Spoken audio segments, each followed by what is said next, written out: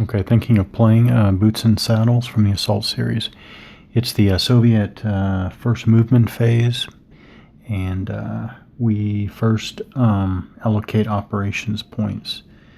Okay, so first of all, we see all the Soviet units are in combat formation because they're all facing a hex vertex. Here's the headquarters. The headquarters can still clearly see this company. So I think they're going to use battle drill movement.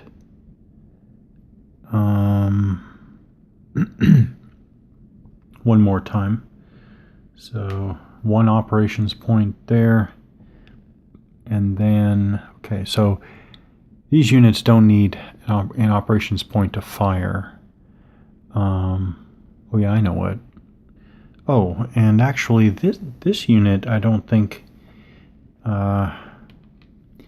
needs oh, okay. Okay, I think I got that. Okay, so so the headquarters basically self-ordering. That's what that asterisk right there means. Right there, that asterisk. And as you can expect, a headquarters unit orders itself. And the unit with the headquarters, as long as it basically does everything the headquarters unit does, it also is acting for free. So so they don't need an operations point. Now over here, I want these guys to fire, but I am going to use the operations point to have them move into cover. And that does take an operations point. So it's one operations point because they're visible to the headquarters. Okay, and I think that's allocation of operations points. Then we go to attempt to rally broken or shaken units. We don't have any yet. Rally suppressed units. Change formation. We're not going to change any formations. We're going to stay in combat formation. Now we're going to move units and resolve pass through an opportunity fire. So here, moving by battle drill. So this is 2. 1 for a clear hex plus 1 for crossing a stream. So that's 2. This is 2. And this is 2. Move in the woods. So that should be a legal battle drill move. And then here, they're not going to move or mount, dismount, or anything like that. So so they should be able to enter cover. And I think it is, yep, there. I guess it goes on now. And then we mark fatigued units, remove fatigued markers, attempt to spot, resolve close assaults, check morale. Most of this stuff we're not doing in this basic introductory scenario. We're not doing spotting. We're not using the spotting rules. We're not using morale. I guess that cuts out a lot of it. And we're not using artillery, so that cuts out a large portion of the sequence of play. Now we go to the fire phase. And first we declare all missile fire. That's funny.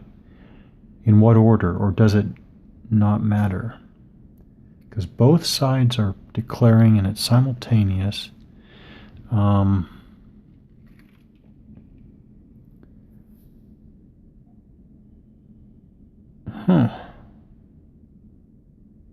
Okay, well, they're obviously going to exchange fire. Oh, I know what. I forgot to move the headquarters. The headquarters unit is going to move 1. So they have to stay visible, and then 2. They move into one of their frontal hexes. They can change facing before moving into a new hex. So they followed all of those rules. And stay there. Okay. Okay, but still just the fire there. So that's good. That gets us into some more fire. So we would attempt to spot units firing missiles. Not doing that in this scenario. Now we're going to resolve all fires, and this again will be simultaneous. So it is the Soviet player phase, so I'll do theirs first, but the Americans will return fire. I want to emphasize that the Soviets going into cover did not count as movement for the purposes of opportunity fire. The Americans are in, they've taken a hit, but they are in cover. And being in cover means that they can do opportunity fire. But again, going into cover does not count as movement for that purpose, for the purpose of opportunity fire. So the Soviets are going to fire, they're going to switch to AP ammo, armor-piercing ammo. They get one rate of fire, but that's per step. There are 4 steps firing from that hex, so that's going to be 4 attacks. I'm certainly not playing with ammo supply rules, but I did notice that the APDU, armor-piercing depleted uranium, they only have 1 ammo supply, so I'm just going with a general sense that they don't carry a lot of APDU, and I'm pretty sure they used APDU earlier, so that's why I'm switching to AP. I don't know if that's actually how you implement the rule, not playing with the rule, but alright, so we'll switch to AP. Range is 4 hexes, still 6 to hit, but 1 less penetration. So I'll see how many hits we get. So the Soviets rolled 2 6s and then a 9 and a 10. So I was starting with, okay, 2 hits, 50-50, that's about right for a 2-hit number of 6. Then I was thinking, okay, well, now what does the cover do? I was trying to remember, okay, what does the cover do? Actually, the cover halves that 2-hit number, rounding down. So the 2-hit number of 6 is actually 3, which means that they achieved no hits. Yeah, no hits. So pretty easy. We can do the American return fire. Now they are 1 step. Okay, and the Americans are going to use APDU ammo. Range of 4. They also have a 2-hit of 6 with a penetration of 19,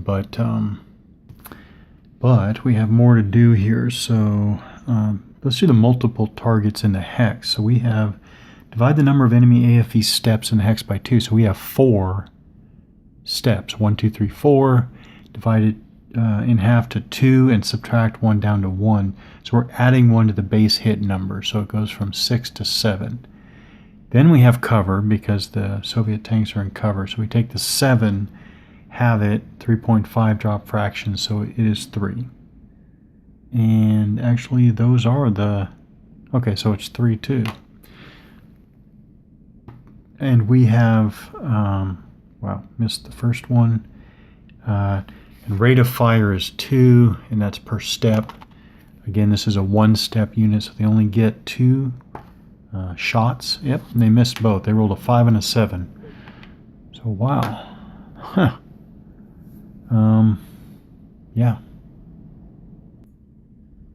Okay, second Soviet movement phase, 2 operations points available again.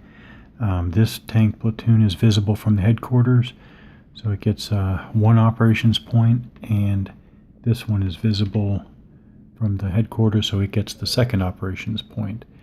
So then this one is going to move up into the woods with a 2. So it's 2 for the woods. There is no added movement penalty for just going up 1 contour like that. Only when you get steep slopes. And this one is going to cross the stream and enter the hex with the other unit there.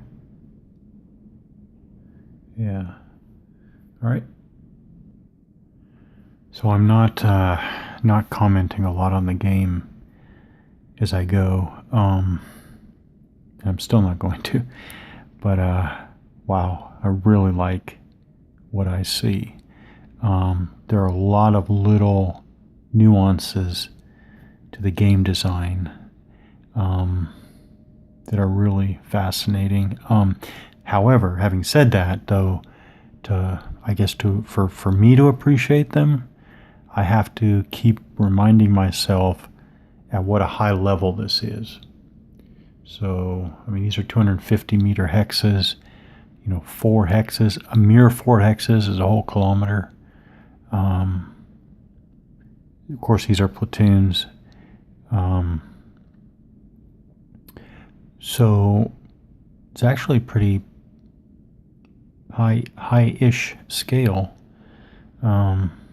Still lower tactical, but it's higher than, I guess.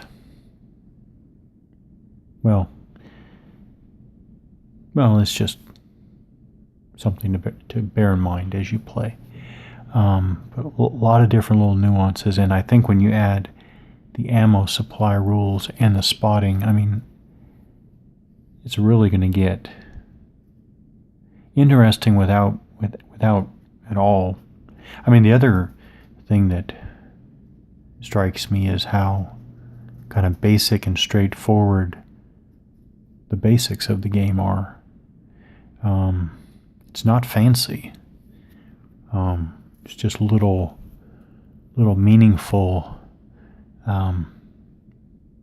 distinctions in the game. So it makes a big difference whether a unit is in.